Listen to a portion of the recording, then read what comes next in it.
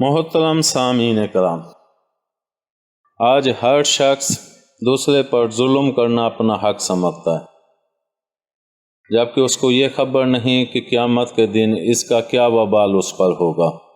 حضرت ابن عمر رضی اللہ تعالیٰ عنہ سے روایت ہے کہ نبی کریم صلی اللہ علیہ وآلہ وسلم نے فرمایا، ظلم کرنا قیامت کے دن تاریکیوں کا باعث ہوگا۔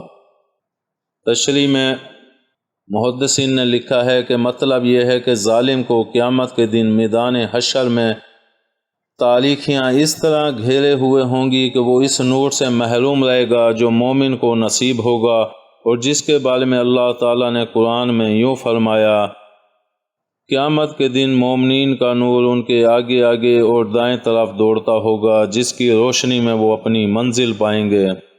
بعض حضرات کہتے ہیں کہ ظلمات تاریکیوں سے آخرت کے وہ شدائد، تکالیف و مشکلات اور عذاب مراد ہیں جن سے قیامت کے دن واسطہ پڑے گا اور جن میں اہل دوزخ مبتلا ہوں گے۔